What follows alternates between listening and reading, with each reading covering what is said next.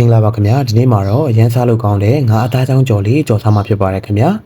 ငါးအသားလေးကအပြင်သားရွရွလေးနဲ့အတွင်းသားအီအီလေးကိုမှတကယ်ကိုစားလို့ကောင်းပါတယ်အိမ်မှာလိုက်ကြော်စားကြည့်ဖို့တိုက်တွန်းပါတယ်ခင်ဗျာအရန်လဲလွယ်ကူပါတယ်ခင်ဗျာငါးအသားချောင်းလုပ်ဖို့အတွက်ကိုကျွန်တော်ငမြချင်းကို20သားဝယ်လာပါတယ်အရသာအတွက်ကြက်သွန်ပြူအနေငယ်အချို့မုတ်အနေငယ်ထည့်ပါတယ်ပြီးရင်တော့ဟင်းခတ်မုတ်ကြက်သားမုတ်နေငယ်ထည့်ပါတယ်ခင်ဗျာဒီနေရာမှာကျွန်တော်စားတော့မသုံးတော့ပါဘူးပြီးသွားရင်တော့ဂျုံမုတ်နှစ်ဆွန်းရောထည့်ပါတယ်ခင်ဗျာဒါပြီးရင်တော့ငရုတ်ကောင်းမုတ်လေးအနေငယ်ထည့်ထည့်ပါသေးတယ်ပြီးရင်စီမွေးလေးပဲစီမွေးလေးအနေငယ်ကိုလည်းထည့်ထည့်ပါတယ်ခင်ဗျာပြီးရင်တော့နေရတာငါးသားလေးကိုအဆင်ပြေဖို့အတွက်ကိုကျွန်တော်ရေလေးကိုထမင်းစားစွန်းနဲ့နှစ်ဆွန်းထပ်ထည့်ပါတယ်ပြီးရင်တော့တမအောင်နေပါတယ်ခင်ဗျာတချို့ကတော့လက်နဲ့မနေဘဲနဲ့ကြိတ်ဆက်တွေကျွန်တော်တို့ထောင်းတာတို့ပါလို့လုပ်တယ်ပေါ့နော်ကျွန်တော်ကတော့လက်နဲ့ပဲနေလိုက်ပါတယ်နေပြီးတော့ရင်တော့ကျွန်တော်တို့ငါအသားချောင်းကိုလိုချင်တဲ့ပုံစံလေးတွေဖော်ဖို့အတွက်ကိုစစ်နေတုံးပေါ်မှာကျွန်တော်ကတော့ပြောင်းမှုကွန်မိုလေးအနေငယ်ဖြူးပြီးတော့ငါအသားချောင်းပုံစံလေးတွေပုံဖော်ပြီးတော့ထားပါတယ်ခင်ဗျာ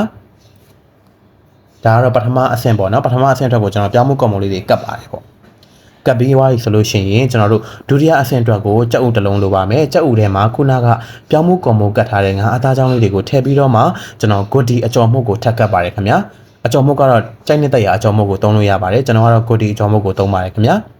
အကြော်မှုလေးတွေကိုတေချာနှံ့နေအောင်ကပ်ပြီးသွားပြီဆိုလို့ရှိရင်ကျွန်တော်တို့ငါအသားချောင်းလေးတွေရပြီပေါ့နော်ဒါပြီးရင်ကြော်မဲ့အဆင့်ကိုရောက်ပါပြီခင်ဗျာကြော်တဲ့ခါမှာလည်းကျွန်တော်တို့စီကိုအရန်ပူနေအောင်မထားဘဲနဲ့အသင့်အတင့်အနေထားမှာထားပြီးတော့ကြော်ပါမယ်ခင်ဗျာငါးသားချောင်းကိုကြော်တဲ့အခါမှာစီပြင်းပြင်းနဲ့ကြော်စရာမလိုပါဘူးမီးအေးအေးလေးနဲ့ပဲကြော်လို့ရပါတယ်ခင်ဗျာငါးသားချောင်းလေးရဲပြီးတော့ကျွန်တော်တို့ပွာလာပြီကျွန်တော်တို့ပုံစံအနေထားလေးကရဲရဲလေးတွေဝါရဲရဲလေးတွေဖြစ်လာပြီဆိုရင်တော့ရပါပြီခင်ဗျာလိုက်လို့စားကြည့်ပါတကယ်ကိုစားလို့ကောင်းပါတယ်ထမင်းလေးနဲ့တွဲစားရင်တကယ်စားကောင်းပါတယ်ခင်ဗျာကျေးဇူးတင်ပါတယ်နောက်ဗီဒီယိုမှာပြန်တွေ့ကြပါမယ်ခင်ဗျာ